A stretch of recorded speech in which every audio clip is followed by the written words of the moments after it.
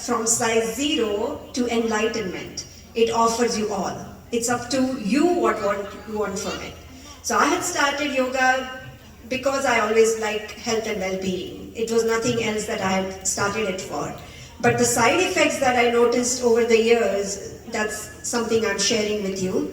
My LDL and HDL, so the bad cholesterol has come down to less than half when I started yoga. And my HDL, which is a good cholesterol, used to be 28. And with my yoga practice, the last I checked was I think about 5 years back, was close to 75. So from 28 to 75 through my yoga practice only. And yoga is not just asana like I've mentioned before. It is ahar, vihar, achar and vichar. It's a very comprehensive lifestyle. So food plays a very important role. So some of you know that we do 2 to 3 hours talk on food extensively, making deeper understanding of food from farm to table. Then the sleep that we have been talking about, that's in the field or realms of yoga because it's about mind. So many health challenges from top to the bottom. I just shared a couple, but in my own family, my husband, my daughter had flat feet. Both of them were told guaranteed surgery in 10 years. It's fast forward 15 years, my husband is a cardiologist. We see him literally make his arches and prevent him to go down the route of surgery through his mindful yoga practice with understanding. My mother-in-law, who's now 76, she has a 2 hours of yoga practice. About 25 years back, she started yoga before me. And she had 3 prolapsed discs and she was hospitalized 3 times. But some of you here know her and she does some of the best postures at 76. Just a couple of months, she started learning headstand in the ashram itself. So, and my mother, she also lives with her, she's 76. She had arthritis onset in her early 40s. I've given her 1 yoga practice for the last 20 years, the same video she's been doing for 20 years. Her arthritis is under control and she could avoid her knee replacement. So these are just some of the examples that I shared that I have seen through my journey. These are just so many, can talk for a long time, but just comes to my immediate circle of influence. So yoga really is a very holistic practice. It is epigenetics. It is super science. With your behavioral change in every aspect of being. At our home, we have eating protocol, sleeping protocol, breathing protocol, moving protocol, and thinking protocol.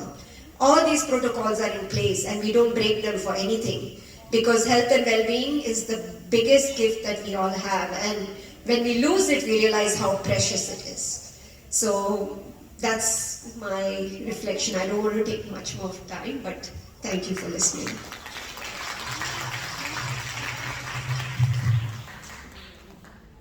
Thank you, Dr. Heather.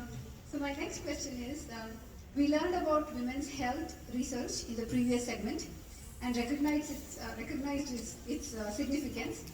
My question to Dr. Benita, do you believe that health issues that predominantly affect women have been historically overlooked and underfunded in comparison to research focused on conditions that impact men? Hello. Yeah, thank you for that question. Yes, so like we mentioned before, definitely the conditions that are affecting women's health are definitely under-researched. So all the moms and wives, you can agree, like if you have a flu or a cold, you feel you can control it better than the men. Can we all agree with that? There's actually a term called UDEL, which says that a woman has to prove to be as sick as a male counterpart to be even taken seriously. This is a very common thing which I feel is happening more, and I see women from all age groups here. We kind of put aside ourselves first. We put our family, we put everybody else in front, and those can have definitely long-term effects. Let's say you're having a cold or you're having, chest infection or anything of that sort. How many of you have actually felt, oh, let's wait for a couple of days, it'll go away? Because just me going to see the doctor is just, I don't have time for that. It's just going to be a long wait. In order for me to go there, I have to prepare so much at home. I need to make sure my kid has enough food. I need to make sure my husband's taken care of. I need to finish all my work duties. In order for me to go to the doctor, I need to be doing all of this. I just rather not do it. It just goes on, and then most of the conditions that women experience, which we've talked about, where there's heart attack, stroke, depression, autoimmune disorders, more prevalent in women than men, they are getting diagnosed only at a very serious stage.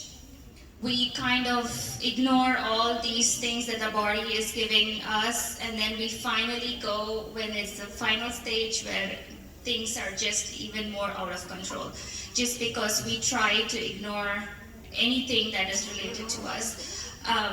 Even when we take the pain scale, right, we see a big difference between men and women. We have patients with arthritis, and we say, what is your pain scale? And they're like 4. And then our doctor tests them and they're screaming. He said, well, you just said your pain scale is 4. And they're like, well, I'm always in pain. I mean, it's just my life now. It's just how my quality of life is. I just go on with it. We just accept. We're not doing anything about it. I'm just like, yeah, that's fine. Well, clearly you can't have a pain score of 4. So we're totally ignoring that. When we have our male counterparts, they're going to say it's 10. So I feel we have so many things happening in our life, and thereby we kind of forget what is actually important, and we don't take things into hand.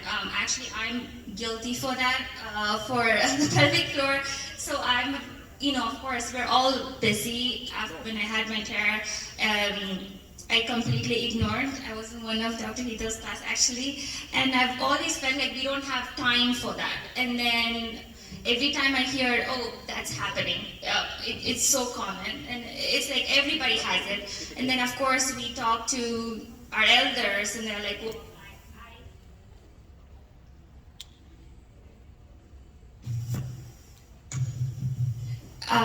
I had like 4 kids, you have 1, what are you grieving about? You're perfectly fine, I'm fine, you're gonna be fine, you don't have to do anything about it. That's something that our generation is hearing a lot.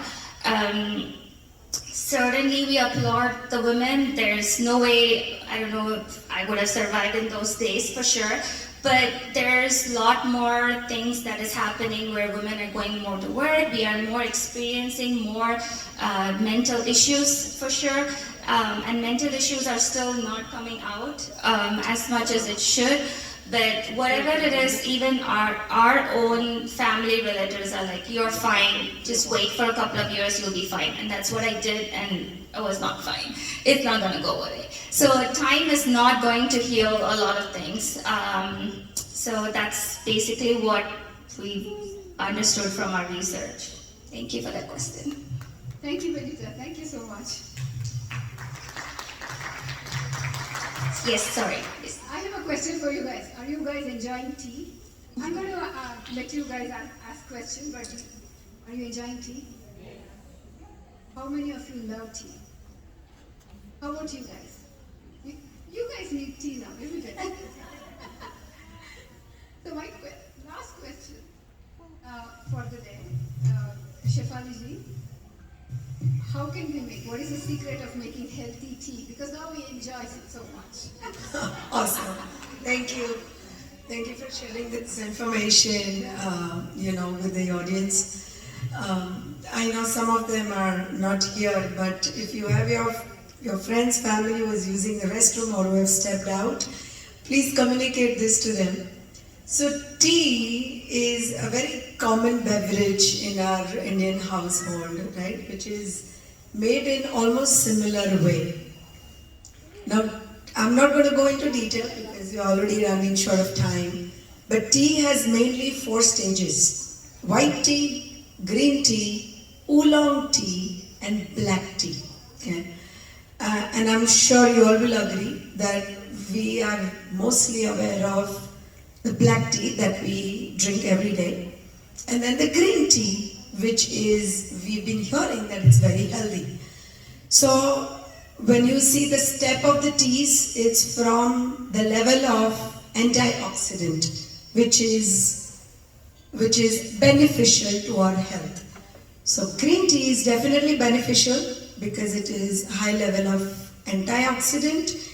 It protects our body from oxidation process, which is not a healthy process. It replaces good cells with bad ones. So when you're making black tea, okay, many of my clients have complained that we are getting a lot of acidity. We are getting, if we don't drink tea, we get headache. There is something in black tea which we call it tannins. Okay, it's a compound. It's a naturally occurring compound that gives that effect. Okay, you get that kick when you drink that tea.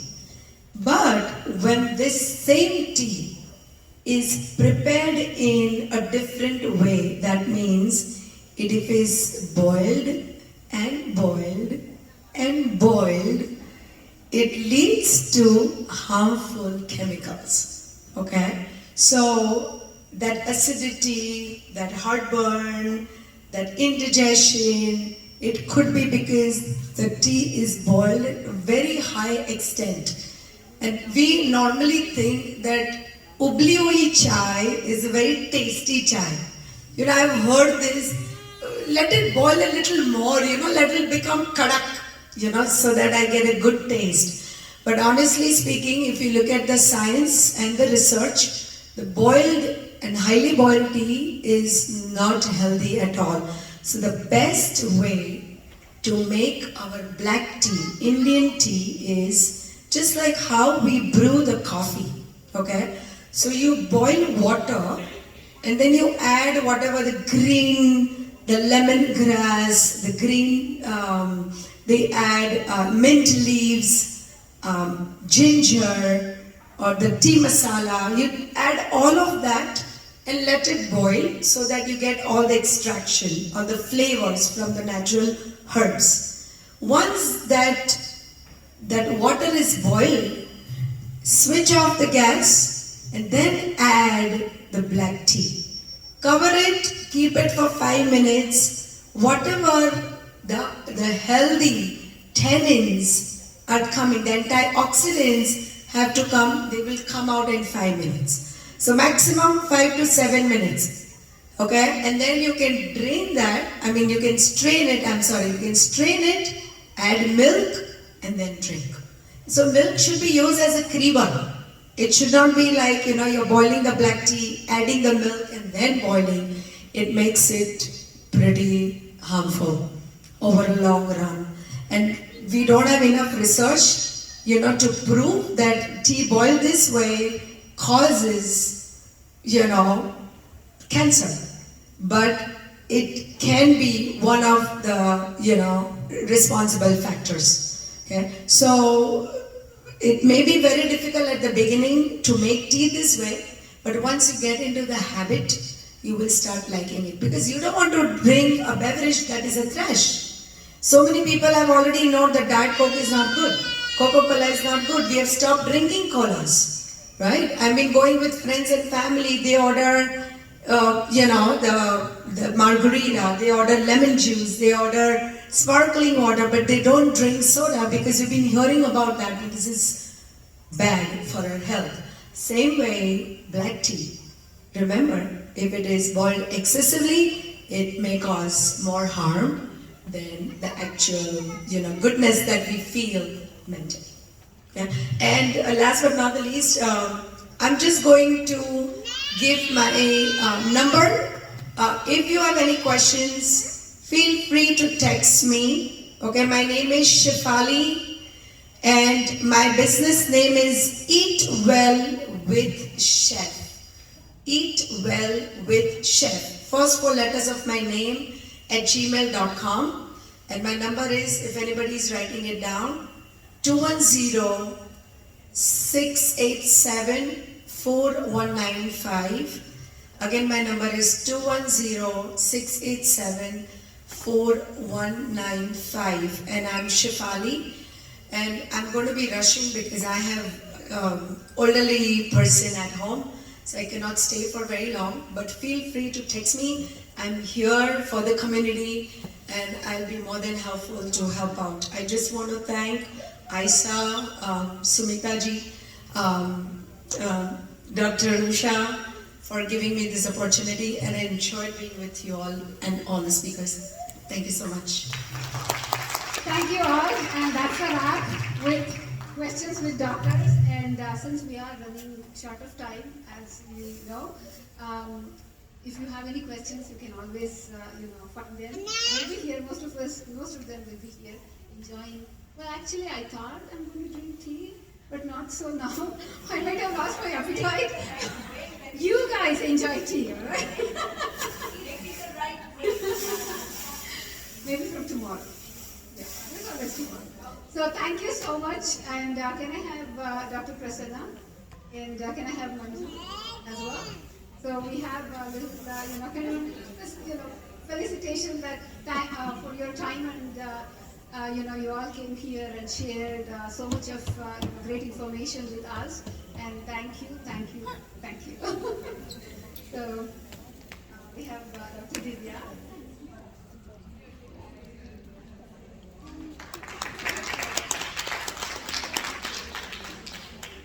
Shefali.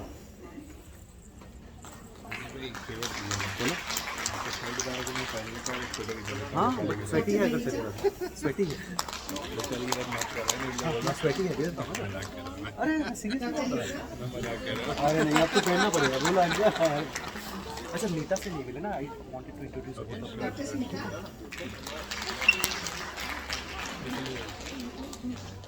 Dr. Vinaya.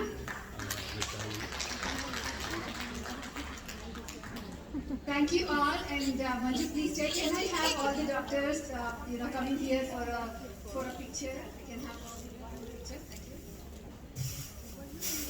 I think थोड़ा late हो गया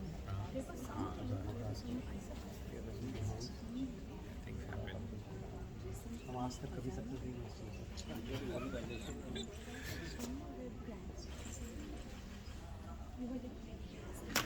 Did you all have fun? Did you all enjoy? Can I have a round of applause for all the doctors and experts? Thank you so much, guys. Thank you.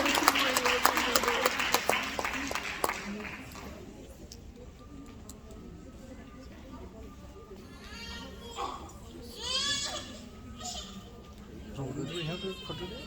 No, just one more. Thank you for this wonderful opportunity. Yeah, there is I just want to add but there is one something more. here. Ah, okay.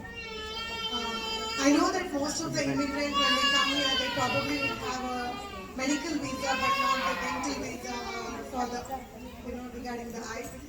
So, if it is like you or any of your friends who are seeking, as I mentioned, whenever there is too deep, it's not the time to see the dentist. yeah. That's You the need final to see them very regularly, once in 6 months. But unfortunately, in this country, when you are an immigrant and when you don't have a dental insurance covering your needs, most of the time when you end up is emergency room. That's actually a wrong time and a wrong place because you want to get your tooth pulled and it's in the last hour. There are so many community services that are available around the area where you might get some I think free after this access. they will But UT finish Health it. One is more where I round. work and where we have For students the who work on we are patients. can finish now. We It's start. not that they are on Okay. their own. Faculties will be always supervising them. And you can always take help from them when you don't have an insurance. That's the only place. It's not that we don't take insurance. We do take insurance. But most of the immigrants I know, because this is a question I always get to, that they don't know where to go. So UT provides that care. I have some oral health, like the guidelines and how you can take care, and some goodie bags from UT Health. Feel free to take either a small mouth mirror or a lip balm. I don't have a lot for everyone. I have my friends here, Chetana and Vinita, who have offered to help me, and you can all pick one from them. Yeah, I can just put it on the front table. Feel free to grab whatever you. Thank you.